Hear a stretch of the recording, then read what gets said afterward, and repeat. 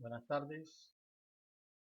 La siguiente exposición o disertación corresponde a la construcción del conocimiento científico teniendo en cuenta la organización y el análisis de la información, presentado por Eduard Javier Anaya Álvarez, docente William Alexander Torres Zambrano, Universidad Pontificia Bolivariana, Maestría en Ciencias Naturales y Matemáticas, año 2020.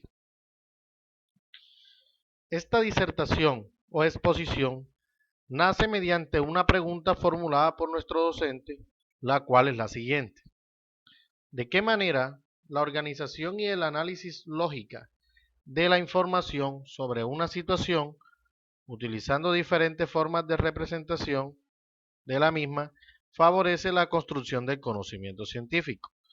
Para lo cual hicimos una serie de lecturas que nos van a conllevar pues a darle una solución de nuestra perspectiva a esta pregunta. Comencemos.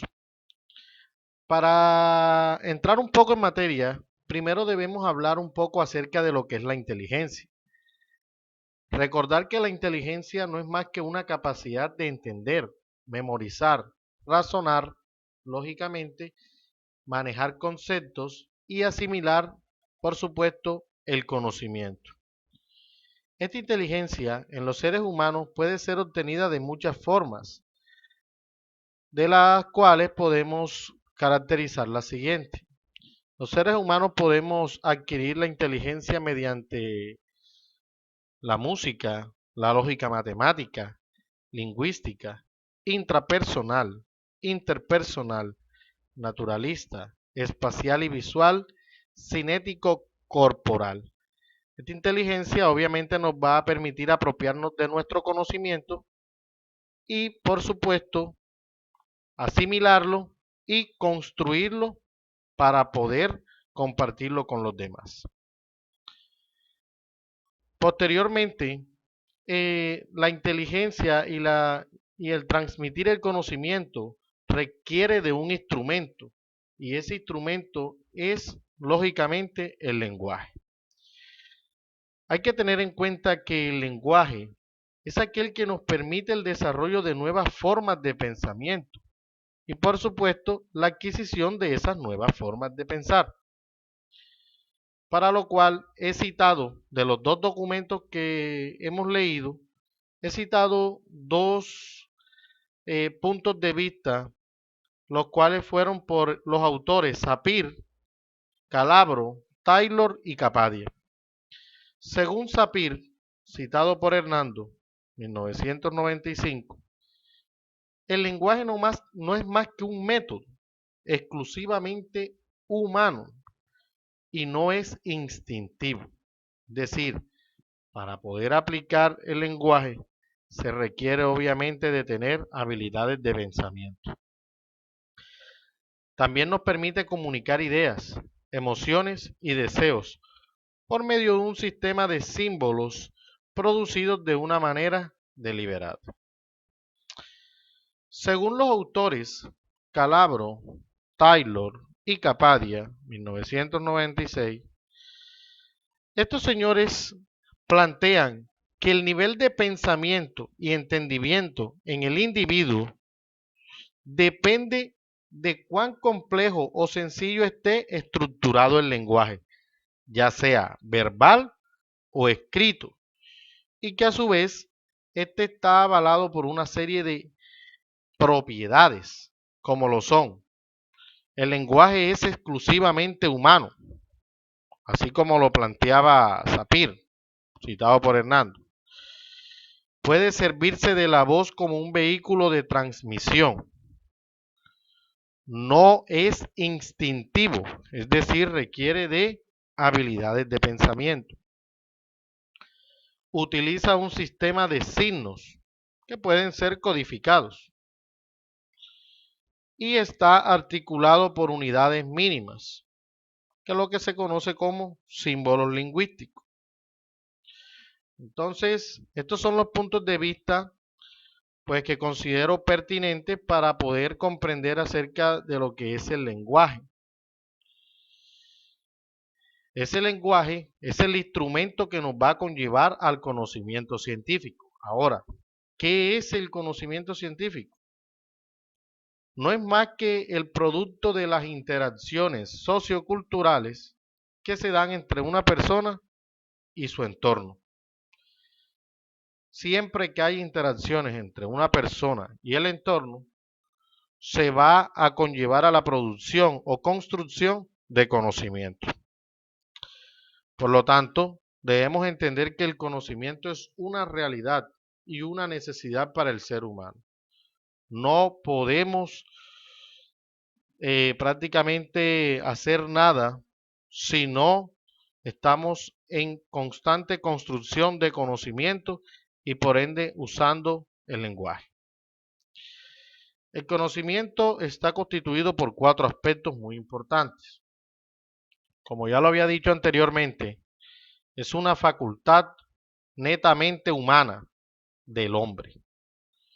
Es un proceso que conexiona el mundo exterior e interior del hombre. Su resultado va a conllevar a la formación de conceptos